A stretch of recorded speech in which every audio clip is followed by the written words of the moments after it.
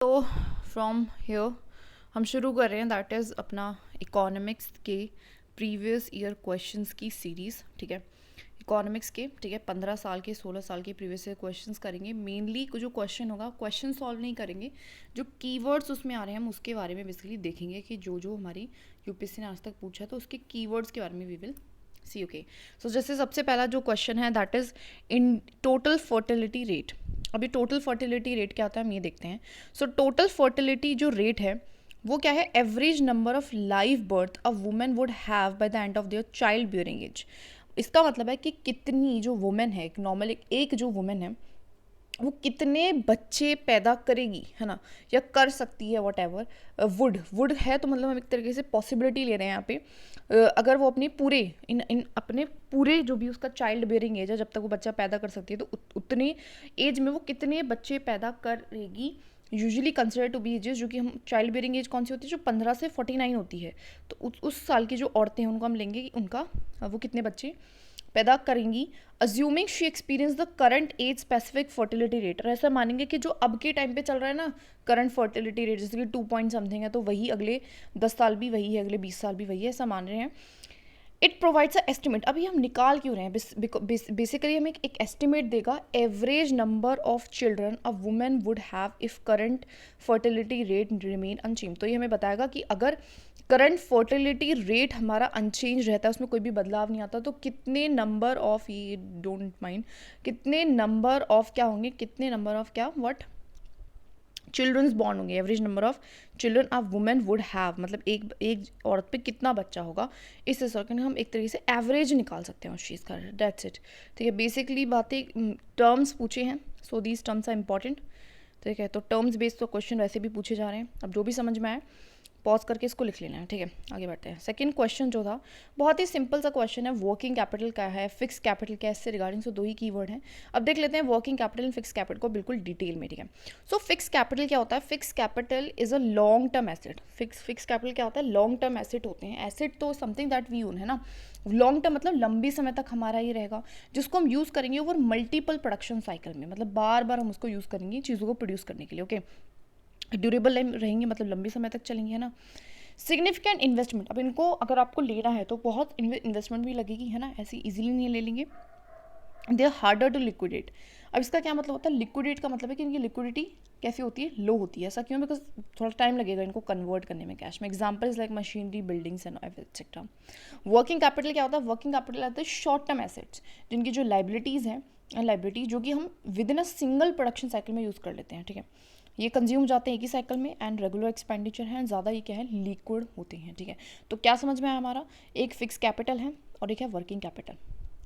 Fix capital को आप multiple production cycle में यूज़ कर रहे हो, लेकिन यहाँ पे आप इसको सिर्फ सिंगल प्रोडक्शन साइकिल में यूज़ कर रहे हो। ये हमारी ड्यूरेबल है, ये हमारी ड्यूरेबल नहीं है। ठीक है, ये हमारी लिक्विड जो है ये कम है, ये हमारी लिक्विड ज़्यादा है। ठीक है, इसके लिए आपको ज़्यादा इन्वेस्टमेंट चाहिए, इसके लिए आपको कम इन्वेस्टमेंट चाहिए, है ना। और एग्जाम्पल ले लो यहाँ पे मशीन, एग्जाम्पल ले लो यहाँ पे रॉ मटेरियल। तो बेसिक सा था ये, but it is very important और इसको एक बार लिख लेना है। ठीक है, ऐसे करके रिकॉल कर करके चलेंगे, आगे बढ़ते हैं। नेक्स्ट क्वेश्चन है हमारा digital India land record modernisation programme. ठीक है, तो हमारा कीवर्ड आता है डिजिटल इंडिया रिकॉर्ड। एक स्कीम है, एक प्रोग्राम है गवर्नमेंट को। गवर्नमेंट के प्रोग्राम्स को पे खासकर ध्यान देना है, बिकॉज पूछ रही है ना UPSC. Cadastral maps, cadastral maps क्या होते हैं, basically these are those maps जो that represent the land parcels. इसका मतलब इसको भू नक्शा भी कहते हैं, मतलब लैंड जो भी ज़मीनें हैं उसका बेसिकली नक्शा होता है, बेसिकली नथिंग एल्स। ठीक है, अब स्कीम के बारे में थोड़ा सा देख लेते हैं। Okay, so basically digital India land record modernisation, वैसे इसके नाम से पता चल रहा है कि हम क्या करेंगे, जो लैंड रिकॉर्ड है उसको कैसे रिकॉर्ड करेंगे, डिजिटल वे में करेंगे, और एक मॉडर्नाइजेशन की तरफ हम चल रहे हैं, इसलिए मॉडर्नाइजेशन प्रोग्राम है। तो सेंट्रल सेक्टर की स्कीम है, 2008 में लाई गई थी, और इसका मेन एम क्या है, मेन उद्देश्य क्या है, modernising land records management across India. ठीक है, अर्लियर पहले इसका नाम क्या था, national land record modernisation programme था। ठीक है, अब इसका नाम digital India land record modernisation programme हो चुका है। ठीक है, और ये जो इनिशिएटिव है इसमें आप किस लैंग्वेज में, बेसिकली लैंग्वेज क्या यूज़ करोगे, so basically any of the languages जो कि कॉन्स्टिट्यूशन रिकॉग्नाइज कर रखी है 8th शेड्यूल में, तो वो लैंग्वेज हम यहाँ पे यूज़ करेंगे। ठीक है, जनरली ऑफिशियल काम ऐसी ही लैंग्वेजेस में होते हैं ना, क्योंकि लोकल लैंग्वेजेस में ऑफिशियल काम नहीं होते। ठीक है, तो क्या समझ में आया, डिजिटल लैंड रिकॉर्ड मॉडर्नाइजेशन जो प्रोग्राम है, बेसिकली वो क्या प्रोग्राम है, तो पहली बार 2008 में आया था। पहले इसका नाम क्या था, सिर्फ और सिर्फ national land record digitisation programme, है ना, ये था। लेकिन अब इसका नाम बदल गया है, ठीक है। इसका मेन एम क्या है, इसका मेन एम है कि हमें जो भी लैंड रिकॉर्ड्स हैं उनको डिजिटाइज करा देना है, ठीक है। और क्या है, बेसिकली किस लैंग्वेज में करोगे, तो जो भी ऑफिशियल लैंग्वेजेस हैं, जो भी कॉन्स्टिट्यूशन में है, वो लैंग्वेजेस में हम कर सकते हैं बेसिकली, ठीक है। और क्या देखा था, कैडेस्ट्रल मैप, है ना। कैडेस्ट्रल मैप क्या होते हैं, तो दीज आर दी मैप जो कि आपके लैंड के बारे में बताते हैं ना। अभी जो भी रिकॉल करते हुए चलेंगे। नेक्स्ट पे बढ़ते हैं, ठीक है। अगला देखिए, फोर्थ क्वेश्चन जो है वो क्या बोल रहा है, प्रधानमंत्री सुरक्षित मातृत्व अभियान। देखिए, जितनी भी वुमेन से रिलेटेड स्कीम है, वेरी इंपॉर्टेंट, बहुत ज़्यादा यूपीएससी क्वेश्चन पूछ रहा है, तो वुमेन रिलेटेड स्कीम पे ध्यान देंगे, ठीक है। प्रधानमंत्री, नाम से पता चल रहा है पीएम है, प्रधानमंत्री सुरक्षित मतलब सेफ रहे, कौन, मातृत्व का मतलब होता है जो भी प्रेग्नेंट वुमेन होती हैं, अभियान, ठीक है, उसकी उनकी सेफ्टी से रिगार्डिंग प्रेग्नेंट वुमेन के, ठीक है। अब देखिए, एक और की टर्म यहाँ पे मिला है, दैट इज एंटीनेंटल केयर। एंटीनेंटल कुछ नहीं है, केयर ड्यूरिंग जो भी प्रेगनेंसी होती है उसको एंटीनेंटल बोल देते हैं। बेसिक टर्म है, वोकैबुलरी भी हम थोड़ा बहुत यहाँ पे कवर करके चलेंगे, सो दैट अगर ये रिपीट होता है तो कभी क्या होता है कि क्वेश्चन हमें शायद पूरा आ जाए अगर हमें बेसिक मीनिंग पता चल जाए तो। So that is right, okay. प्रधानमंत्री सुरक्षित मातृत्व अभियान जो है वो लॉन्च करा है ministry of health and family welfare ने। तो बेसिक सी चीज़ें, कुछ खास बात नहीं है ना। की फीचर्स क्या हैं इसके, देख लिए। तो फ्री एंटीनेंटल चेकअप्स मिलेंगे आपको, ठीक है, मतलब जो भी आपको चेकअप कराना है। इवन डायग्नोस्टिक सर्विसेज भी मिलेंगी, जो एक्सरे वगैरह होते हैं, जो आपके अल्ट्रासाउंड होते हैं, वो भी इसमें मिलेंगे। फिक्स डे सर्विसेज मिलेगी, इसका मतलब है कि एक दिन आपको दे दिया जाएगा एक महीने में, तो एक महीने के इस तारीख को आपको मिलेगा, तो इस तारीख को आपको मिलेगा। Focus on high risk pregnancies, इसका मेन एम ये भी है कि आइडेंटिफाई किया जाए एंड मैनेज किया जाए हाई रिस्क प्रेगनेंसीज को, ठीक है। तो क्या समझ में आया, जो हमारा ये पीएम सुरक्षित मातृत्व अभियान है, सबसे पहले तो किसने शुरू करा था, मिनिस्ट्री ऑफ हेल्थ ने, है ना। हेल्थ की मिनिस्ट्री ही है जो ये सब कुछ करेगी, तो इतना कुछ ऐसा it's not a very big thing, है ना, it's not a very big thing, health नहीं, ठीक है। दूसरा हमें क्या समझ में आया, दूसरा में क्या समझ में आया कि जो ये हमारा प्रोग्राम है, इसमें एक बेसिक फीचर्स क्या है। तो बेसिक इसके जो फीचर्स हैं वो कौन कौन से हैं, लिखते चलना इन सारी चीज़ों को। तो फीचर्स 3 हमने देखे, तो एक तो फ्री एंटीनेंटल केयर देंगी, है ना, जो भी प्रेगनेंसी रिगार्ड के है, एक्सरे वगैरह सब करा रही हैं, ठीक है। दूसरा क्या करेंगे, दूसरा ये क्या देंगे हमें, that is what we call, याद नहीं आ रहा यार, हाँ, फिक्स डे पे जो भी होगा, क्या होगा, फिक्स डे पे होगा, ऐसा नहीं कि कभी भी चले जाओ या फिर ऐसा इस तरीके से नहीं होगा, तो फिक्स डे पे आपको मिलेगी। एंड तीसरा था दैट इज़ कि जो भी हाई रिस्क प्रेगनेंसीज हैं उसको स्पेसिफिकली आइडेंटिफाई और उनको स्पेसिफिकली मैनेज किया जाएगा इसके तहत, ठीक है। तो बेसिक था, आगे बढ़ते हैं, ठीक है। द नेक्स्ट इज़ अ प्रधानमंत्री श्रम योगी मनधन योजना। देखिए, स्कीम्स काफ़ी आई हैं 2024 में, सो काफ़ी हाई चांसेस 2025 में भी आए, और जनरली ऐसे रिलेटेड है, या फिर तो फाइनेंस से रिलेटेड या फिर वुमेन से रिलेटेड। तो अभी देखिए, प्रधानमंत्री श्रम योगी मन धन योजना, तो ये भी हमारे कुछ फाइनेंस से रिगार्डिंग है। वेल, देख लेते हैं। तो बेसिकली ये लॉन्च हुई थी 2019 में, और ये हमारी voluntary and contributory pension scheme है for unorganised workers in India के लिए। मतलब क्या है कि मतलब एक ऐसी स्कीम है, सबसे पहले तो ये पेंशन से रिलेटेड है, ठीक है। दूसरा क्या है, अनऑर्गेनाइज वर्कर्स के लिए, किसके लिए, अनऑर्गेनाइज वर्कर्स के लिए। और कैसी है, वॉलंटरी, मतलब कोई कंपलसरी नहीं है, अगर आप अनऑर्गेनाइज वर्कर हो तो आपको लेनी पड़ेगी। और कैसी है, कॉन्ट्रीब्यूटरी, मतलब इसमें आपको भी कुछ कॉन्ट्रीब्यूशन देना पड़ेगा, ठीक है। तो कैसी है, फॉर अ पर्सन, आपकी इच्छा है, वॉलंटरली करो मत करो। कॉन्ट्रीब्यूटरी का मतलब है कि there is like a, contributory का मतलब है कि व्हाट, कि यू हैव टू कुछ कंट्रीब्यूट करना पड़ेगा। पेंशन, ठीक है, पेंशन रिगार्डिंग है अनऑर्गेनाइज वर्कर के लिए बेसिकली है, ठीक है। तो ये तीनों टर्म्स याद रखनी है। तो एलिजिबिलिटी क्या है कि आपको अनऑर्गेनाइज वर्कर होना पड़ेगा जिसकी मंथली इनकम 15,000 हो या उससे कम हो, ठीक है। अब यहाँ पे होगा कि जो गवर्नमेंट है वो क्या करेगी, वो मैच करने की कोशिश करेगी बेनिफिशियरी मंथली कंट्रीब्यूशन, मतलब आपको चॉइस दी जाएगी आपको कितना कंट्रीब्यूट करना है, 1,000 करना है 1,000 करो, 500 करना है 500 करो, और उतना ही गवर्नमेंट भी आपके लिए करेगी, ठीक है। जब आप 60 साल के हो जाओगे, ठीक है, कभी भी आप शुरू करो, आप जब 60 साल के हो जाओगे तो उसके बाद आपको कॉन्ट्रीब्यूशन जो है प्लस में जो भी पैसा गवर्नमेंट के पास आप रखवा रहे हो, तो उस पर जो इंटरेस्ट है वो आपको मिलेगा, ठीक है। और इसकी मैनेजमेंट कौन कर रहा है, LIC, क्योंकि इंश्योरेंस से रिगार्डिंग है तो कौन करेगा, LIC करेगा। बेसिक था, और थोड़ा सा इसको रिवाइज कर ले, बिल्कुल रिवाइज करेंगे ना, रिवाइज करते हुए चलना है। और बहुत सारे क्या लगाना है, दैट इज़ रिकॉल, प्रधानमंत्री श्रम योगी धन योजना। तो बेसिकली जो योजना है सबसे पहले किससे रिगार्डिंग है, this is basically regarding to the, किससे रिगार्डिंग है, पेंशन से रिगार्डिंग है। पेंशन किसके लिए है ना, ये कैसी है अपनी, कैसी है, इट इज़ वॉलेंटरी है ना, वॉलेंटरी है, प्लस में कॉन्ट्रीब्यूटरी, मतलब आपको भी कुछ कॉन्ट्रीब्यूट करना पड़ेगा अगर आपको इस स्कीम का पार्ट बन रहा है। And it is specially for unorganised worker, unorganised workers के लिए ऐसा है जिनकी भी 15,000 से कम जो है सैलरी। इतना टर्म याद मत रखो, बट अनऑर्गेनाइज सेक्टर से इतना ध्यान रखो। अब होगा क्या, गवर्नमेंट भी कुछ कंट्रीब्यूट करेगी, येस गवर्नमेंट भी उतना कंट्रीब्यूट करेगी जितना आपने कंट्रीब्यूट करा है। एंड देन जब आप 60 साल के हो जाओगे तो उसके बाद आपको आपका जो भी मंथली आपको मिलता रहेगा, प्लस में उस पर जो इंटरेस्ट है, जितना भी कॉन्ट्रीब्यूशन है उसको मंथली, उनमें से कुछ मंथली मिलेगा एंड प्लस में कुछ इंटरेस्ट भी मिलेगा। एंड और क्या था, और तो आई थिंक कुछ नहीं है। हाँ, इसकी मैनेजमेंट LIC करेगी। कौन करेगी, मैनेजमेंट LIC करेगी। तो ये सारी चीज़ें लिखते रहना है, लिखते चलना है, ठीक है।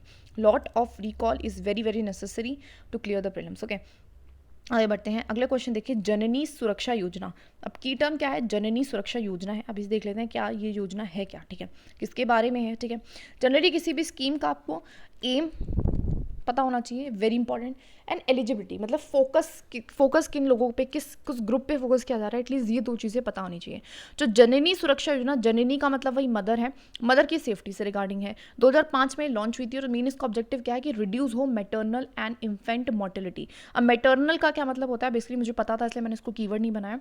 मैटरनल का मतलब जो भी प्रेग्नेंट वुमेन की डेथ होती है उसके कहते हैं। एंड इन्फेंट मोर्टेलिटी को कहते हैं, दैट इज जो 1 साल से कम का बच्चा है उसको, उसकी डेथ हो जाना। तो इन दोनों चीज़ों को कम करने के लिए ये जननी सुरक्षा योजना लेके आए थे, टू बाय प्रमोटिंग द, और करेंगे कैसे है ना, ये भी बता दिया कि कैसे करेंगे, बाय प्रमोटिंग इंस्टीट्यूशनल डिलीवरीज। कैसे करेंगे, bye promoting the institutional deliveries को प्रमोट करके बेसिकली ऐसा करेंगे, ठीक है। ठीक है, इंस्टीट्यूशनल डिलीवरीज का मतलब है कि जो घर पे बच्चे पैदा हो जाते हैं, बहुत जगह गाँव में वो मतलब हॉस्पिटल्स वगैरह में नहीं लेके जाते हैं, तो इस चीज़ को ना करके वो हॉस्पिटल में जाएं और हॉस्पिटल में बच्चे पैदा हो, इंस्टीट्यूशनल डिलीवरीज हो, ठीक है। कैश असिस्टेंस भी इसमें थोड़ा बहुत दिया जाएगा उन वुमेन को। एंड रूरल अर्बन, ऐसा नहीं है कि यहाँ पे देखो जो भी स्कीम रूरल के लिए होती है ना, वो स्पेसिफिकली रूरल को मेंशन कर देती है। अगर नहीं कर रही है इसका मतलब ये है कि वो सबको ही कवर करेगी, ठीक है, रूरल अर्बन, ठीक है। और ये पार्ट है हमारे नेशनल रूरल हेल्थ मिशन का। ये चीज़ थोड़ा सा ध्यान रख लेना, ठीक है। अब थोड़ा सा रिवाइज, वैसे हम रिकॉल रिवाइज कर ही लेंगे, not a very big deal, ठीक है। तो हमने क्या पढ़ा, जननी सुरक्षा योजना। देखा 2 बार ये PYQ में आई है, so it is very important. हमने क्या देखा है, किससे रिगार्डिंग है, जननी मदर है ना। मेन इसका एम क्या है, दैट इज़ टू रिड्यूस करना मैटरनल एंड जो भी इन्फेंट मोर्टेलिटी है, रेट है, उनको कम करना है, ठीक है ना। दूसरा करेंगे कैसे, बाय प्रमोट करके। क्या करेंगे इसमें, प्रमोट करेंगे इंस्टीट्यूशनल डिलीवरीज। क्या करेंगे, इंस्टीट्यूशनल डिलीवरीज को, डिलीवरी को प्रमोट करेंगे, ठीक है, डिलीवरी को प्रमोट करेंगे, ठीक है। कब आई थी ये, 2008 में आई थी ये, बेसिकली 2008 या 5 में, आई डोंट रिमेंबर एग्जैक्टली, वैसे टर्म इतना याद होता नहीं है और इंपॉर्टेंट भी नहीं, leave it, you can leave it. और ये नेशनल रूरल हेल्थ मिशन का एक पार्ट है, ठीक है, इस चीज़ का ध्यान रखना है, ठीक है, इसका ये पार्ट है। और बेसिकली ये कुछ कैश असिस्टेंस भी देती है हमारी प्रेग्नेंट वुमेन को। बस इतना ही है, not so much you have to, मतलब बहुत कुछ याद नहीं करना है इसके बारे में, यही याद करना था। आगे देखिए, अनीमिया मुक्त भारत स्ट्रैटेजी। अब इस पूरे में तो देखिए इसमें कुछ भी ऐसा सच लिखा नहीं हुआ था, ठीक है, बट ठीक है, थोड़ा सा देख लेते हैं। तो मेन एम क्या है इसका, नाम से पता चला। अनीमिया होता क्या, देखो अनीमिया क्या होता है, अनीमिया का मतलब है जब ब्लड की कमी हो जाती है, खून की कमी, आयरन की कमी, है ना, तो उसको बेसिकली अनीमिया कहते हैं। तो मुक्त मतलब अनीमिया ना हो, इस तरीके से एक स्ट्रैटेजी थी। अब इसका एम क्या था कि अनीमिया जो है चिल्ड्रन एंड वुमेन, और टारगेट को किसको गया था, स्पेसिफिकली चिल्ड्रन एंड वुमेन को किया गया था, ठीक है, ठीक है। करेंगे कैसे, तो मेन कैसे करेंगे, आयरन सप्लीमेंटेशन देके, है ना, इसमें क्या देंगे, दवाइयाँ वगैरह देंगे ना, दवाइयाँ वगैरह देंगे। तो ये बेसिकली जो है तरीका था, ठीक है। तो क्या हमने देखा, अनीमिया मुक्त भारत जो है स्ट्रैटेजी आई अनीमिया से मुक्ति पाने के लिए, ठीक है। एम क्या है, अनीमिया को कम हो, किस, और टारगेट ग्रुप कौन है, चिल्ड्रन, छोटे बच्चों में भी बहुत होती हैं, एंड प्लस में वुमेन में प्रेग्नेंट हो, लैक्टेटिंग हो, नॉर्मल भी हो, एडल्ट्स एंड गर्ल्स हो, सब कुछ हम सारी कैटेगरी को यहाँ पे कवर करें, इसलिए वुमेन बोल रहे हैं। एंड देन जो इसका मेन एम है, और करेंगे कैसे, आयरन सप्लीमेंट्स देके। कैसे करेंगे, आयरन सप्लीमेंट्स देके, ठीक है, बिकॉज आयरन की कमी होती है तब अनीमिया होता है, ठीक है। बेसिक चीज़ थी, हमें पता होनी चाहिए। नाउ आगे बढ़ते हैं, ठीक है। हम बहुत डिटेल में नहीं जा रहे, लेकिन जितना पढ़ रहे हैं उतना हमें बहुत अच्छे से पढ़ना है, ठीक है।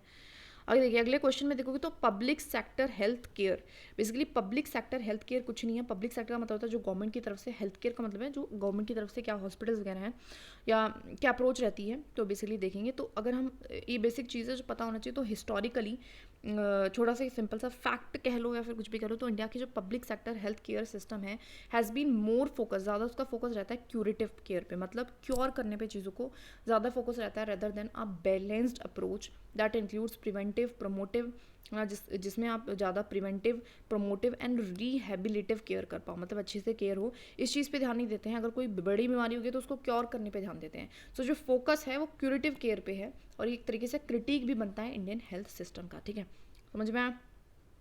आगे बढ़ते हैं। आयुष्मान भारत डिजिटल मिशन, ठीक है, तो अब इस मिशन को अच्छे से पढ़ेंगे। वैसे 2022 में इसलिए आ गया था बिकॉज कोविड के टाइम पे मिशन आया था, तो इसलिए आ गया, ठीक है। तो हेल्थ से रिगार्डिंग, जनरली हेल्थ से रिगार्डिंग है ना, चिल्ड्रन से रिगार्डिंग, वुमेन स्पेसिफिकली वुमेन पे बहुत ज़्यादा टारगेट है, ठीक है। तो क्वेश्चंस आते हैं तो ध्यान रखना, ठीक है। और देखिए आयुष्मान भारत जो मिशन है 2020 में आया था, ठीक है। मेन इसका ऑब्जेक्टिव क्या था? To create a seamless online platform. क्या था कि हमें एक ऐसा ऑनलाइन प्लेटफॉर्म जो है क्रिएट करें जिससे कि आप हेल्थ सर्विसेज लोगों तक पहुंच पाए और इन्हेंस हो पाए डिजिटल हेल्थ इंफ्रास्ट्रक्चर, मतलब डिजिटली हम कैसे हेल्थ को बेटर कर सकते हैं, उसके लिए इंफ्रास्ट्रक्चर भी डेवलप हो पाए, हेल्थ सर्विसेज घर बैठे बैठे आपको एक वेब प्लेटफॉर्म की तरफ से पहुंच पाए, ठीक है। कंपोनेंट्स क्या थे इसके? जैसे कि आपको एक हेल्थ आईडी दिया जाएगा, आपका पूरा हेल्थ रिकॉर्ड रखा जाएगा, हेल्थ केयर जो प्रोफेशनल्स हैं वो यहाँ पे रजिस्टर होंगे, जो डॉक्टर्स वगैरह हैं, हेल्थ फैसिलिटी यहाँ पे आपको मिलेगी, आप फैसिलिटीज़ ले सकते हो जो भी चाहो, ठीक है, एंड रजिस्टर कर सकते हो उसके लिए। एंड इम्प्लीमेंटेशन की बात करो तो इसने नेशनल हेल्थ अथॉरिटी ने जनरली इसकी क्या करी थी इम्प्लीमेंटेशन। जनरली देखो ऑर्गेनाइजेशन से रिगार्डिंग क्वेश्चन गलत ही आते हैं, स्टेटमेंट्स गलत होती हैं, लेकिन हमें तो थोड़ा बहुत पता होना ही चाहिए ना, सो या ठीक है। तो क्या है, हम एक बार इसको क्या कर लेते हैं, रिवाइज कर लेते हैं, लेट्स रिवाइज इट वंस, ठीक है। तो आयुष्मान भारत मिशन, ठीक है, तो आयुष्मान भारत हेल्थ मिशन है ना, digital mission, Ayushman Bharat digital जो मिशन है बेसिकली कब आया था? 2022 में आया था, ठीक है, 2022 में ही आया है, ठीक है। अब इसका मेन एम क्या है? मेन एम है कि हम अच्छे से अच्छा डिजिटल प्लेटफॉर्म ऐसा क्रिएट कर पाएँ जिससे कि हेल्थ सर्विसेज लोगों को घर बैठे मिल पाए, है ना, और एक अच्छा इंफ्रास्ट्रक्चर, डिजिटल इंफ्रास्ट्रक्चर डेवलप हो पाए, ठीक है। आगे इसके मेन कंपोनेंट्स की अगर मैं बात करूं तो इसमें क्या होगा, आपको एक आईडी दी जाएगी, आपका पूरा हेल्थ का रिकॉर्ड रखा जाएगा, रजिस्टर होंगे यहाँ पे डॉक्टर्स भी, आप भी यहाँ पे अपनी अपॉइंटमेंट्स वगैरह ले सकते हो, है ना, एंड क्या कर सकते हो, और इसको मैनेज कौन कर रहा था? नेशनल हेल्थ प्रोग्राम सर्विस, क्या था ये? नेशनल हेल्थ अथॉरिटी, ठीक है, ध्यान रखना। आगे बढ़ते हैं। तो 10th क्वेश्चन में देखिए जो कीवर्ड्स हैं उस पर ध्यान देंगे। इकोनॉमिक लिबरलाइजेशन, तो इकोनॉमिक लिबरलाइजेशन का क्या मतलब है? देखिए इकोनॉमी को लिबरलाइज कर देना, लिबरलाइज का मतलब है थोड़ी सी आज़ादी दे देना, तो listening of government regulations and restriction in an economy, ठीक है। तो क्या हो करना कि हम कम कर दे गवर्नमेंट की रेगुलेशंस को, गवर्नमेंट की रिस्ट्रिक्शंस को, एंड प्लस में पार्टिसिपेशन करने का मौका दे हमारे प्राइवेट सेक्टर को, ठीक है। ठीक है, दो चीज़ें हो रही हैं। तो एक तो गवर्नमेंट खुद से रिस्ट्रिक्शंस वगैरह हटाएगी, रेगुलेशंस हटाएगी, इजी करेगी चीज़ों को, एंड प्लस में प्राइवेट यहाँ पे प्राइवेट का इन्वॉल्वमेंट थोड़ा सा बढ़ जाएगा, ठीक है। दो चीज़ें हो रही हैं, ठीक है। ये बात करते हैं वर्कर प्रोडक्टिविटी। देखो वर्कर प्रोडक्टिविटी का मतलब है कितना कोई भी वर्कर प्रोड्यूस कर पा रहा है। अब इसको एक मॉनिटरी एग्जाम्पल के टर्म्स में लो तो वर्कर प्रोडक्टिविटी आज क्या है, 100 चीज़ें उन्होंने प्रोड्यूस करी, कल वर्कर प्रोडक्टिविटी कितनी हो गई? 200 होगी। इसका मतलब है क्या हो रही? डबल हो गई। तो इट्स लाइक दैट, ठीक है। तो क्वांटिटी टर्म है, ठीक है। वर्क फोर्स का क्या मतलब होता है? वर्क फोर्स का मतलब होता है number of people in a country who are able to work, जो काम करने योग्य हैं, काम कर रहे हैं वो नहीं, जो काम करने योग्य हैं, इसको कहते हैं वर्क फोर्स। और इंडिया के पास बहुत बड़ी वर्क फोर्स है, ऐसा कहा जाता है ना। तो वर्क फोर्स का मतलब है कितने लोग जो कि काम करने योग्य हैं, ठीक है। हम सिर्फ कीवर्ड्स पे जाएंगे, वोकैबुलरी पे जाएंगे, ठीक है। आगे बढ़ते हैं। अगला देखिए प्रधानमंत्री कौशल विकास। अच्छा थोड़ा सा रिवाइज कर लेते हैं इसको। लिबरलाइजेशन हमने क्या पढ़ा कि एक तो गवर्नमेंट अपने रूल्स रेगुलेशंस को कम कर लेगी, एंड साथ में प्राइवेट सेक्टर की इन्वॉल्वमेंट जो है वो बढ़ जाएगी, ठीक है। और हमने क्या पढ़ा कि क्या होता है वर्कर प्रोडक्टिविटी का मतलब है कितना वो प्रोड्यूस करे, क्वांटिटी टर्म है। एंड वर्क फोर्स का क्या मतलब होता है कितने लोग काम करने एबल है ना, पॉपुलेशन ऑफ द कंट्री। प्रधानमंत्री कौशल विकास योजना, देखिए नाम से पता चल रहा है प्रधानमंत्री जो है कौशल मतलब something, Kaushal something like a skill को विकास, स्किल आपकी बेटर हो, स्किल में ग्रोथ हो, विकास लाइक अ ग्रोथ, तो स्किल आपकी ग्रो हो, ऐसी योजना है, ठीक है। एंड एक और टर्म है that is national skill qualification framework, वो भी देखेंगे। तो प्रधानमंत्री कौशल विकास योजना की अगर मैं बात करूं तो एक हमारी फ्लैगशिप स्किल डेवलपमेंट स्कीम है गवर्नमेंट ऑफ इंडिया की। किसकी है? गवर्नमेंट ऑफ इंडिया की है, जिसका मेन एम क्या है? प्रोवाइड कराना स्किल ट्रेनिंग किसको? मिलियंस ऑफ यूथ को, जो भी हमारे यहाँ पे जन है उनको क्या प्रोवाइड कराना है? ट्रेनिंग प्रोवाइड कराना across the country, improving the employability, जिससे कि उनकी एम्प्लॉयबिलिटी बढ़े and ensuring a skilled workforce, और उनके पास कैसी हमारे पास कैसी वर्कफोर्स हो, कैसे लोग काम करने लायक हो जो कि स्किल्ड हो, जिनके पास कोई स्किल हो। ठीक है, ओके। आगे देखिए, आगे जो नेक्स्ट है that is a national skill qualification framework. तो इसमें कुछ नहीं है, कॉम्पिटेंसी बेस्ड फ्रेमवर्क है। बेसिकली इसमें गवर्नमेंट क्या करती है, एक तरीके से क्या क्वालिफिकेशन बताती है अक्रॉस द 10 लेवल्स, मतलब बताती है कि आप कितना, आपके पास वो जो स्किल है वो किस लेवल की है, आपके पास एडवांस है, आपके पास फाउंडेशनल है, तो वो लेवल से बताती है। जैसे कि आपके पास कोई स्किल है, ठीक है, तो गवर्नमेंट आपको कोई सर्टिफिकेट देगी, तो जो सर्टिफिकेट देगी उसमें जो आपका लेवल बताएगी कि आपको किस हिसाब के आपकी स्किल है। आप अभी इंटरमीडिएट हो तो 5-6, तो इस तरीके से बेसिक है। ठीक है, तो हमने क्या पढ़ा? पीएम कौशल विकास योजना, जो कि बेसिकली मेन एम इसका क्या है? That is to increase the skills को बढ़ाना है किस में? यूथ, जो हमारी यूथ है उनमें। ठीक है, जिससे कि हमारी स्किल्ड वर्कफोर्स हो। क्या हो हमारे पास? स्किल्ड वर्कफोर्स, उनके पास कोई स्किल्ड हो, तो यूथ की स्किल्स को बढ़ाना। ठीक है, और बिकॉज यहाँ पे कोई रूरल अर्बन नहीं है तो सबके लिए ही बात कर रहे हैं, बेसिक चीज़ है। ठीक है, और नेशनल स्किल क्वालिफिकेशन फ्रेमवर्क क्या है कि गवर्नमेंट क्या करेगी, आपको एक स्किल का मतलब बताएगी आपके पास कितना स्किल है, उससे एक सर्टिफिकेट टाइप देगी। ठीक है, तो उसको हम कह रहे हैं फ्रेमवर्क, है ना, बेसिक चीज़ है। आगे देखिए 12th क्वेश्चन में देखिए एनएसएसओ क्या है हमारा? एनएसएसओ क्या है? That is a national sample survey office. देखो आज के टाइम पे नेशनल सैम्पल सर्वे नहीं है, नेशनल स्टैटिस्टिकल ऑफिस हो चुका है, बट ठीक है पहले ये था, और मिनिस्ट्री ऑफ स्टैटिस्टिक्स के एंड प्रोग्राम इंप्लीमेंटेशन के अंडर ही आता था। मेन पर्पस क्या था? काम ही क्या करेगा? सर्वे कंडक्ट कराएगा। तो basically conduct the survey and collect the data on various socio economic जो भी है इंडिकेटर्स। तो क्या करेगा? सर्वे को कलेक्ट करेगा और क्या करेगा? डाटा कलेक्ट करेगा। सर्वे कंडक्ट कराएगा और डाटा कलेक्ट करेगा, है ना। की फंक्शंस क्या है भाई? डाटा कलेक्शन, स्टैटिस्टिकल एनालिसिस देना, थोड़ी बहुत रिपोर्ट्स भी निकाल देता है। कौन कौन से मेन सर्वेज ये कराता है? That is important. Employment and unemployment के सर्वेज कराता है, ठीक है। कंज्यूमर एक्सपेंडिचर सर्वेज कराता है, हेल्थ सर्वेज भी कराता है। कंज्यूमर एक्सपेंडिचर सर्वे से ही जो कंज्यूमर जो हमारा CPI है, कंज्यूमर प्राइस इंडेक्स, बेसिकली वो क्रिएट होता है इसी की कंजप्शन एक्सपेंडिचर बेसिस पे, ठीक है। तो इसलिए ये 3 जनरली सर्विस कराता है, ठीक है। तो हमने क्या देखा? NSSO, जिसका नाम अब NSO हो चुका है, नेशनल स्टैटिस्टिकल ऑफिस, पहले नेशनल सैम्पल सर्वे ऑफिस था। बेसिकली इसका मेन काम क्या था? इसका मेन काम क्या है? सिंपल सी बात है, दैट इज टू कंडक्ट कराना सर्वे को एंड देन कलेक्ट करना डाटा को, वेरियस जो भी सोशो इकोनॉमिक इंडिकेटर्स हैं, ठीक है जी।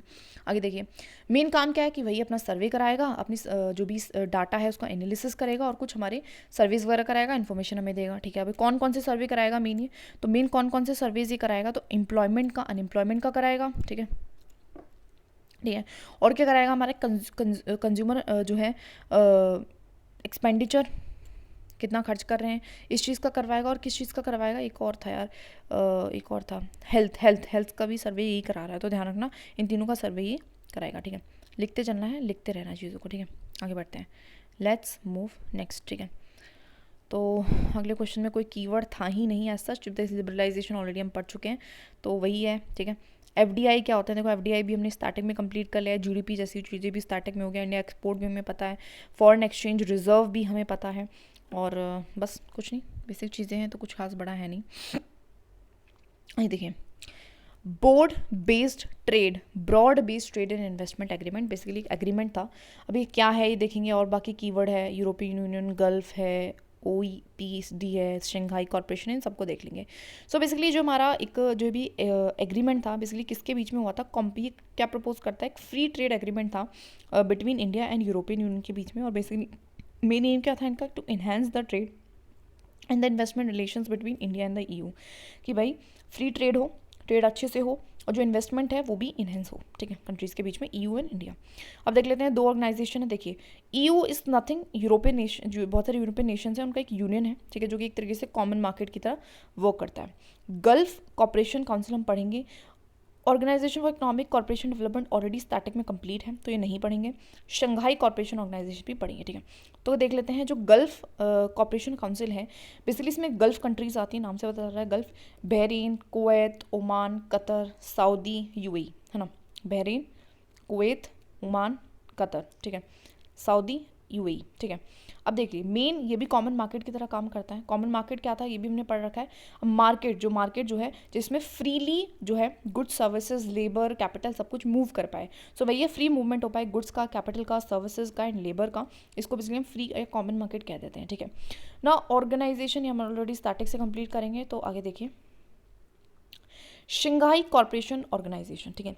शंघाई कॉर्पोरेशन जो ऑर्गेनाइजेशन है इसके जो मेंबर्स हैं कौन कौन से हैं, तो जनरली चाइना, रशिया, बस ना को चाइना है, रशिया है, इंडिया भी है, पाकिस्तान भी है, ये बाकी जो है हमारी चाइना के ऊपर वाली, रशिया की नीचे वाली कंट्रीज़ है, कज़ाकिस्तान, उज़्बेकिस्तान, ताजिकिस्तान, कायरिस्तान, तो थोड़ा स्थान है, तो इस तरीके से कॉमन है। इसमें कॉमन चीज़ क्या है, स्थान स्थान स्थान स्थान, तो ऐसा को 4 तो स्थान है, बाकी China, Russia, India and Pakistan. देखिए आगे देखते हैं स्थान, अच्छा ये भी स्थान है, तो 5 हो गए हैं, 5 स्थान हो गए, ओके। आगे देखिए तो ये हमारी एंटी टेररिज्म स्ट्रक्चर है, इसका एक एंटी टेररिज्म स्ट्रक्चर है, that is very famous rates, तो इसको बहुत ज़्यादा बिकॉज ये न्यूज़ में भी रहता है, तो एससीओ का है एंटी टेररिज्म स्ट्रक्चर, ठीक है। इसका मेन फोकस किस पे रहता है, ऑन कॉम्बैटिंग द टेररिज्म को कॉम्बैट करने में, सेपरेटिज्म को कॉम्बैट करने में, एक्सट्रीमिज्म को कॉम्बैट करने में, मतलब ये बेसिकली टेररिज्म एंड एक्सट्रीमिज्म जो भी है, लड़ाई झगड़े, इन सारी चीज़ों से डील करती है। आगे देखिए अटल, अच्छा थोड़ा सा रिवाइज कर लेते हैं भाई, रिवीजन नहीं हुई है ना, रिवीजन नहीं हुई है एंड इसमें भी मैं आगे बढ़ गई थी। तो ब्रॉड बेस्ड ट्रेड एग्रीमेंट किसके बीच में हुआ है, ईयू के बीच में हुआ है एंड इंडिया के बीच में। और मेन क्या है कि भैया आप फ्री ट्रेड करो एंड प्लस में क्या हो, इन्वेस्टमेंट भी ग्रो करे, ठीक है, इन्वेस्टमेंट भी ग्रो करे। आगे देखिए हमने 2 ऑर्गेनाइजेशंस पढ़ी इसमें, 2 ऑर्गेनाइजेशन, तो कौन कौन सी पढ़ी, गल्फ कॉर्पोरेशंस है ना, जिसमें गल्फ कंट्रीज़ हैं, ठीक है, कतर, ओमान, ऐसे तरीके से Qatar, Oman, Bahrain, UAE, Saudi, है ना, ये सारी हैं। एंड इसका मेन ये करती क्या है, मेन ये क्या करती है, अपने कॉमन मार्केट की तरह काम करती है, कॉमन मार्केट जहाँ पे फ्री फ्लो हो रहा है गुड सर्विसेज इन सबका। Then we have seen the Shanghai corporation. Shanghai जो कॉर्पोरेशन है बेसिकली वो किस चीज़ पे काम करती है, इसका एक बहुत ही रेट्स करके एक फेमस है, एंटी टेररिज्मिक स्ट्रक्चर है, ठीक है, और इस टेररिज्म एंड सेपरेटिज्म इन सारी चीज़ों से फाइट करती है। इसमें 5 स्थान है, हमने देख लिया था, बाकी रशिया, चाइना, इंडिया इसके मेंबर्स हैं। बेसिक चीज़ें कुछ खास नहीं है, ठीक है। आगे बढ़ते हैं, ठीक है।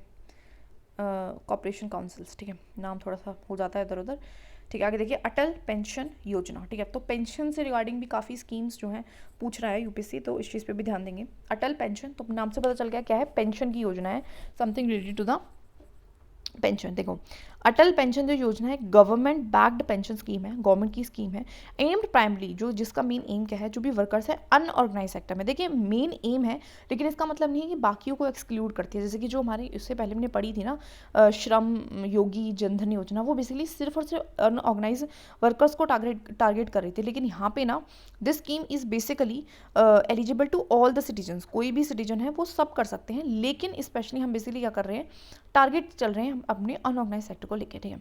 पेंशन का क्या बेनिफिट होगा कि आप जब 60 साल के हो जाओगे, देखो सिंपल सी बात है, 60 से पहले आप पेंशन का करोगे ही क्या ना, 60 तक तो आपको काम करना है, तो तब तक पेंशन की ज़रूरत ही नहीं है। जब आप काम करना रोक दोगे तो पेंशन इसलिए तो होती है ना कि आप काम नहीं कर सकते हो, आपकी एज नहीं है तो आप काम नहीं कर सकते हो, इसलिए आपको एक फाइनेंशियल सपोर्ट मिल जाएगा इस एज में। सो आफ्टर 60 बेसिक चीज़ है। अब यहाँ पे गवर्नमेंट का क्या कॉन्ट्रीब्यूशन रहेगा, तो बेसिकली गवर्नमेंट क्या करेगी, 50% ऑफ द सब्सक्राइबर्स कॉन्ट्रीब्यूशन, या फिर 1000 में से जो भी कम होगा वो कॉन्ट्रीब्यूट करेगी। मतलब इसका है जैसे कि अगर एक पर्सन है जिसका नाम है राजू, ठीक है, जो राजू है वो कॉन्ट्रीब्यूशन दे रहा है 1000 रुपये का, ठीक है, 1000 रुपये का राजू, अरे 10,000 हो गया भैया, राजू तो अमीर हो गया, चलो खैर 1000 रुपये का कॉन्ट्रीब्यूशन दे रहा है। उस कॉन्ट्रीब्यूशन में से जो हमारी गवर्नमेंट है वो कितना देगी, गवर्नमेंट 500 देगी, ठीक है। अब देखो ऐसा क्यों कर रही है, देखो सिंपल सी बात है, ऑल पीपल, तो गवर्नमेंट भाई कितना ही कंट्रीब्यूट कर देगी ना, बिल्कुल फ्री में तो पेंशन स्कीम्स नहीं रन कर सकते, थोड़ा बहुत कंट्रीब्यूशन तो देना पड़ता है, ओके। तो इस चीज़ का हमेशा ध्यान रखना, ऐसा नहीं होता कि जो पेंशन स्कीम्स है और उसमें स्पेसिफिकली कॉन्ट्रीब्यूशन देना पड़ता है, ठीक है। गवर्नमेंट भी दे रही है तभी तो गवर्नमेंट वाली स्कीम हुई है ना, लेकिन कम से कम देने की कोशिश करेगी। नॉमिनी भी इसके लिए आप चूज़ कर सकते हो, तो बेसिक चीज़ है, कुछ खास नहीं है, ठीक है। आगे देखिए, अच्छा हाँ, अटल पेंशन योजना भाई दोबारा से रिवाइज कर लेते हैं। तो बेसिकली ये जो अटल पेंशन योजना है, तो ये हमारी मेन क्या है कि पेंशन, ऑफ कोर्स पेंशन दे रही है, सेंट्रल गवर्नमेंट की स्कीम है, ठीक है। और ये जो है दे तो सबको रही ऑल, लेकिन फोकस मेन किस पे कर रही है, फोकस मेन किस पे कर रही है, दैट इज अ अनऑर्गेनाइज जो भी सेक्टर में लोग काम कर रहे हैं उन पे ज़्यादा फोकस कर रही है, ठीक है। ओके, इसमें गवर्नमेंट का क्या कंट्रीब्यूशन होगा, तो 50% जितना उस पर्सन ने किया प्लस या फिर 1000 जिसमें से जो कम हो वो कर देगी। अब जैसे कि अब किसी पर्सन ने 5000 कंट्रीब्यूशन करना शुरू कर दिया, अभी 5000 का मतलब है 50% 2500। अभी इतने सारे, मतलब नॉट गुड आइडिया ना, तो इतना अच्छा आइडिया तो ये नहीं है, ठीक है। तो इसमें ऐसे भी लोग होंगे, बिकॉज ऑल हैं तो अमीर भी हो सकते हैं कुछ लोग, मतलब नॉट अमीर, मिडिल क्लास टाइप, ठीक है। So that is why nominee वगैरह भी, इस पर नॉमिनेशन भी आप कर सकते हो अगर आपकी डेथ हो जाती है तो उसके बाद। और कब मिलेगा, 60 के आफ्टर। भी 60 चीज़ है, क्यों मिलेगा हमने बात कर ली है ऑलरेडी, ठीक है। आगे बढ़ते हैं। That is a recognition of prior learning scheme. अब इससे रिगार्डिंग था रिकॉग्निशन। तो बेसिकली क्या, देखो नाम से पहचानेंगे कि हमें रिकॉग्नाइज करना है, किसको रिकॉग्नाइज करना है, प्रायर लर्निंग, मतलब जो भी आपने पहले से चीज़ें सीख रखी हैं उस चीज़ को रिकॉग्नाइज करने की बात करिए। कौन करेगी, गवर्नमेंट करेगी। तो it is a part of the प्रधानमंत्री कौशल विकास योजना जो हमने पढ़ी थी स्किल से रिगार्डिंग, उसी का एक सब पार्ट है। और बेसिकली इसमें क्या करते हैं, हम सर्टिफाई करते हैं, मतलब सर्टिफिकेट देते हैं स्किल से रिगार्डिंग जो कि एक्वायर्ड आपने करी है ट्रेडिशनल या फिर इनफॉर्मल तरीके से, ठीक है। मतलब देखिए, और जैसे कि कोई हमारे यहाँ पे गांव में एक लेडी रहती है और वो जनरली मटके वगैरह बनाती है वो मिट्टी के, ठीक है। अब उस पर उसको कोई सर्टिफिकेट तो नहीं मिला हुआ है, उसको जस्ट आता है और वो बहुत अच्छा बनाती है, ठीक है। तो इस चीज़ को गवर्नमेंट क्या करेगी, रिकॉग्नाइज करेगी और उसको एक सर्टिफिकेट देगी, ठीक है। Such as construction workers allow them to receive the formal recognition of their experience, की कितना एक्सपीरियंस है उसके बेसिस पे उनको एक रिकॉग्निशन देगी, ठीक है। दैट इज सिंपल है। रिकॉग्निशन ऑफ प्रायर लर्निंग क्या है, तो आँख बंद करके, आँखों को कर लीजिए बंद हो जाएंगी तो दिखेंगी थोड़ी, बंद कर लीजिए। तो बताइए क्या क्या पढ़ा आपने अभी तक, क्या पढ़ा कि रिकॉग्निशन ऑफ क्या है, प्रायर लर्निंग, जो भी आपको प्रायरली पहले ही इनफॉर्मल तरीके से ट्रेडिशनल तरीके से कोई नॉलेज है तो उस नॉलेज को गवर्नमेंट क्या करेगी, रिकॉग्नाइज करेगी बाय गिविंग द सर्टिफिकेट, ठीक है। That is it. आगे बढ़ते हैं, अगले क्वेश्चन में है प्रधानमंत्री जनधन योजना। आई नो कि बहुत सारी योजनाएं हैं, अभी पहले ही लेक्चर थोड़ा बोरिंग हो गया इस वजह से, बट योजना इंपॉर्टेंट है बिकॉज कहीं ना कहीं रिपीट हो जाती है, या फिर हम एटलीस्ट एक कंसेप्ट समझ पाते हैं कि गवर्नमेंट किस हिसाब से योजनाओं को प्लान करिए, सो दैट अगर क्वेश्चन आता है उसके हिसाब से तो हम डील कर पाएँ। तो प्रधानमंत्री जन धन योजना, ठीक है। तो प्रधानमंत्री और कुछ जन के मतलब पूरी जनता और उसके धन से रिलेटेड है। तो देखो यहाँ पे कोई रूरल अर्बन ऐसा कुछ भी नहीं है, ठीक है। तो अब देख लीजिए इसका मेन एम क्या था। तो इस योजना का एम था कि कैसे हम प्रमोट करें financial inclusion by insuring access to financial services. मतलब हमें क्या करना है, फाइनेंशियल इंक्लूजन देना है लोगों को, और कैसे मिलेगा, जब उनको एक्सेस मिलेगा पूरी तरीके से फाइनेंशियल सर्विसेज का, ठीक है। की फीचर्स क्या है इसके, जीरो बैलेंस अकाउंट, क्या है, जीरो बैलेंस अकाउंट, ठीक है। कि आप जीरो बैलेंस पे भी अकाउंट खुलवाओ लेकिन अकाउंट ज़रूर खुलवाओ, ठीक है। बिकॉज फिर देखो अगर आपका अकाउंट खुल जाएगा और आपके पास 2, 4, 5,000 भी रुपये आएंगे तो वो डालेंगे लोग, है ना। एक्सीडेंट इंश्योरेंस, यहाँ पे एक्सीडेंट इंश्योरेंस भी आपको दिया जाएगा, ठीक है। ओवरड्राफ्ट फैसिलिटी भी दी जाएगी एंड रुपे डेबिट कार्ड भी आपको दिया जाएगा। तो 3-4 फैसिलिटीज़ आपको दी जाएंगी, ठीक है। तो क्या हमने देखा, PM जन धन योजना में बेसिकली इसका मेन एम क्या है कि फाइनेंशियल इंक्लूजन को बढ़ाना है लोगों की, और इसके लिए गवर्नमेंट क्या करेगी, ज़ीरो बैलेंस अकाउंट भी खुलवाएगी। गवर्नमेंट ओवरड्राफ्ट की फैसिलिटी भी देगी। गवर्नमेंट ये भी बोलेगी कि हाँ भाई तुम क्या करो, दैट इज़ आपको इंश्योरेंस भी देगी 1 लाख तक का करके एक्सीडेंटल, ठीक है। एज वेल एज आपको रुपे कार्ड भी देगी, डेबिट कार्ड भी देगी, है ना, सो दैट आप कार्ड वगैरह यूज़ करो, है ना। तो गवर्नमेंट तो चाहती है कि फाइनेंशियल इंक्लूजन बने, तो ये सारे स्टेप्स वो लेगी, बेसिक चीज़ें, ठीक है। आगे बढ़ते हैं।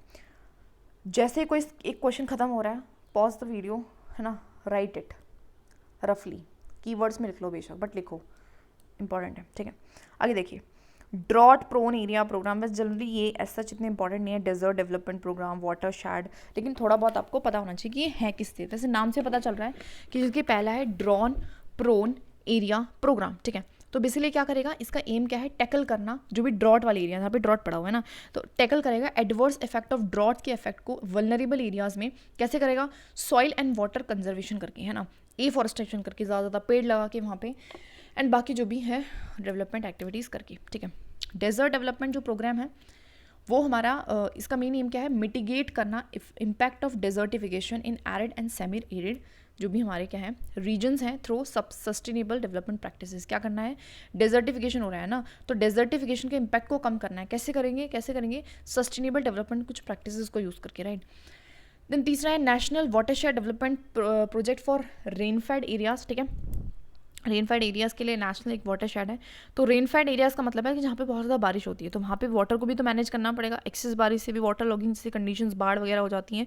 तो फोकस करना integrated development of rainfed areas का, वाटर शेड मैनेजमेंट करके, इन्हेंस करके एग्रीकल्चर प्रोडक्टिविटी, कैसे हम उस पानी को यूज़ कर सकते हैं सही तरीके से, सो दैट एग्रीकल्चर की प्रोडक्टिविटी बढ़े और इंश्योर हो सस्टेनेबल लिवलीहुड, लोगों को भी लिवलीहुड का मौका मिले। तो 3 हमने पढ़ी। तीनों क्या है, ड्रॉट प्रोन एरिया में क्या करेंगे हम, वाटर कंजर्वेशन, सॉइल कंजर्वेशन करेंगे। डेजर्ट में क्या करेंगे, कुछ ऐसे हम एफॉरेस्टेशन वगैरह करेंगे या फिर हम ऐसी सस्टेनेबल प्रैक्टिसेस करेंगे।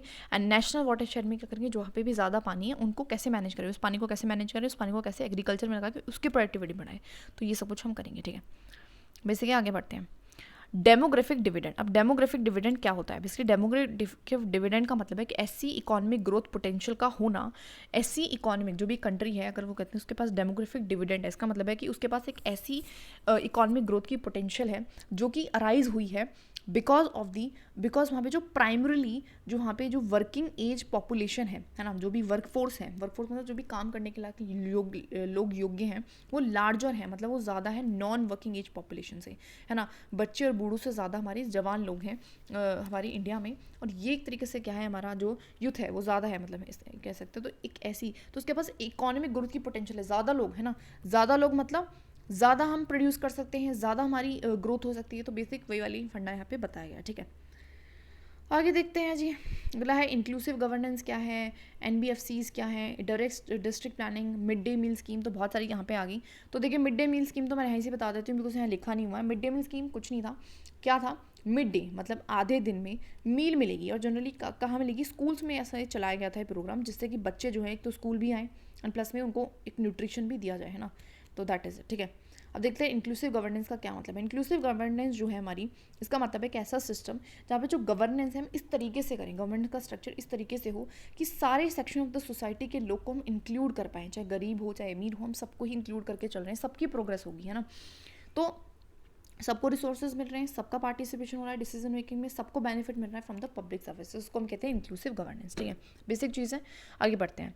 That is the non banking financial हमारी कंपनीज। तो बेसिकली ये क्या होती है, नॉन बैंकिंग। अब ये बैंकिंग फंक्शन नहीं करी, इसका मतलब है ना कि बैंक की तरह ना फंक्शंस नहीं करेंगे। बैंक का मेन फंक्शन होता क्या, 2 फंक्शन होते हैं, ठीक है। तो एक तो होता है कि डिमांड डिपॉजिट को एक्सेप्ट करना, और एक है लोन्स देना, है ना। तो ये लोन्स तो देती है लेकिन डिमांड डिपॉजिट को एक्सेप्ट नहीं करती हैं, ठीक है। So these are the financial institutions जो कि हमें फाइनेंशियल सर्विसेज दे रही हैं, कुछ सर्विसेज दे रही है, लोन दे रही है विदाउट होल्डिंग अ लाइसेंस, लेकिन उनके पास बैंकिंग का लाइसेंस नहीं है, तभी तो उनका नाम नॉन बैंकिंग हुआ, है ना। बैंकिंग का लाइसेंस हुआ तो बैंकिंग नहीं हो जाती है, ठीक है। और इनकी रेगुलेशन लेकिन कौन करता है, RBI ही करता है, ठीक है। तो रेगुलेशन कौन कर रहा है, RBI कर रहा है, ठीक है।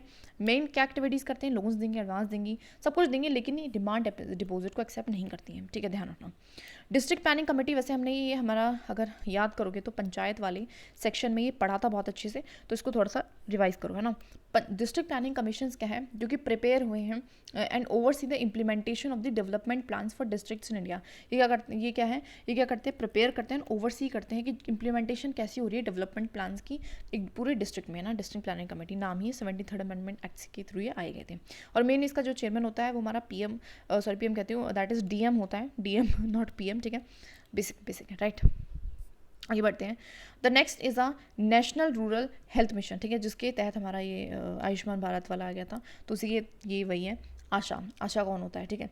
तो आशा सबसे पहले देखिए एक्रेडिटेड सोशल हेल्थ एक्टिविस्ट है, मतलब एक ऐसी एक्टिविटी जो सोशल हेल्थ की रिगार्डिंग इन्फॉर्मेशन देगी, है ना, लोगों को। सो एसेंशियल हेल्थ सर्विसेज देगी, थोड़ा बहुत ब्रिज की तरह काम करेगी community and health care system के बीच में, है ना, लोगों तक हेल्थ केयर की बातों को पहुँचाएगी, ठीक है।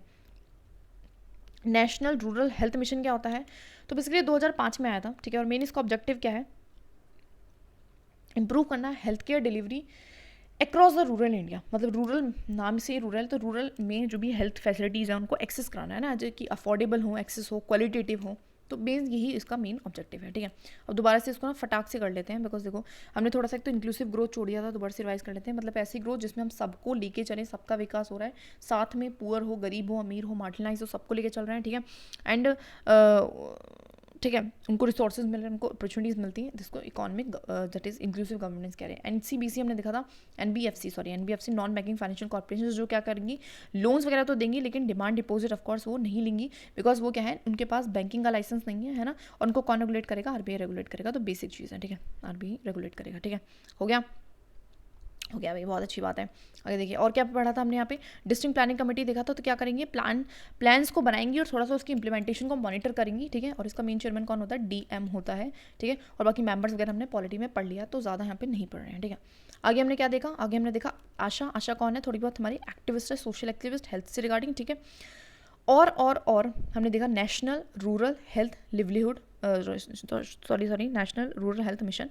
तो बेसिकली रूरल में हेल्थ केयर फैसिलिटीज़ को बढ़ाना है, एक्सेस दिलाना है लोगों को कि एक्सेस रहे, प्लस में वो अफोर्डेबल भी रहें एंड प्लस में वो क्वालिटेटिव भी रहे, क्वालिटी भी ख़राब नहीं होनी चाहिए रूरल में हेल्थ सर्विसेज की, ठीक है। अभी तक हम नहीं पढ़ा नाउ आगे देखो नेशनल रूरल लिवलीहुड मिशन। तो नाम से पता चल रहा है नेशनल लेवल पे एक स्कीम है जो कि रूरल जो है रूरल क्या कहते हैं, रूरल व्हाट वी कॉल, गांव के लोगों के लिए है, लिवलीहुड गांव को क्या देने, नौकरियां देने के लिए, ठीक है।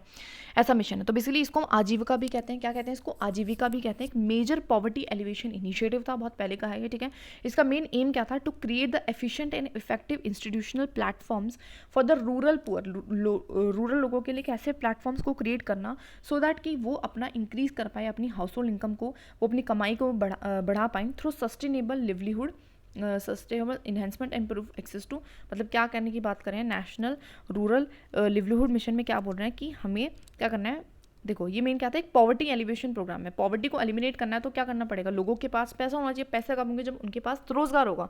तो ये बेसिकली क्या करती है, ऐसे प्लेटफॉर्म्स को क्रिएट करेगी, ऐसे अपॉर्चुनिटीज को क्रिएट करेगी, सो दैट रूरल लोगों की जो इनकम है वो बढ़ पाए एंड उनको ज़्यादा फाइनेंशियल सर्विसेज का भी एक्सेस मिल पाए, ठीक है। बेसिक चीज़ें, ठीक है, ठीक है। आगे देखते हैं, आगे it is the last question. The last question में दो एक ही चीज़ें हैं, ठीक है।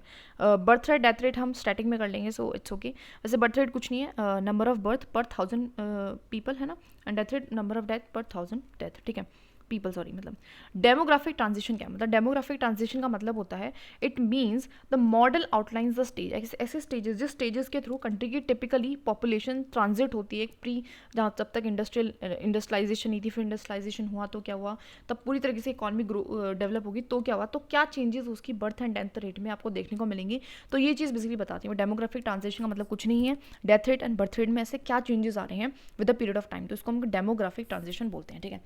आगे देखिए, high birth and death rate. High तो शुरुआत में सबसे पहले किसी भी कंट्री की पॉपुलेशन में हाई डेथ रेट होता है, हाई ही बर्थ रेट होता है। अब बर्थ हाई क्यों है, बिकॉज इतना मेंटल एटीट्यूड नहीं है ना, जितना ज़्यादा इंसान क्या होता है ना, उसको ग्रोथ का कुछ पता नहीं है, तो वो सिर्फ एक ही बच्चे पैदा करना ही जानता है, तो वही वाली चीज़ है। एंड हाई डेथ रेट का मतलब क्या होता है कि ज़्यादा से ज़्यादा लोग मर रहे हैं। मर क्यों रहे हैं, बिकॉज एक्सेस नहीं है, हेल्थ केयर नहीं है ना, दैट इज़ वाई। फिर क्या होगा, high birth rate and declining death rate कम होना लगेगा, क्यों, क्योंकि सरकार या गवर्नमेंट या फिर जो भी है वो क्या करेंगे, वो इंप्रूवमेंट लाएंगे हेल्थ केयर में, सैनिटेशन में, इन सब में।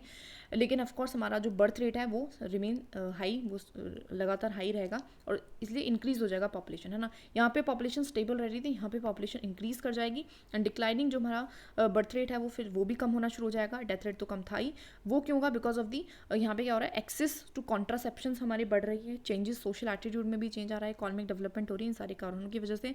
और अब यहाँ पे जो पॉपुलेशन ग्रोथ है स्लो हो जाएगी और पॉपुलेशन जो है हमारी एक तरीके से फॉल करना शुरू कर देगी, ठीक है।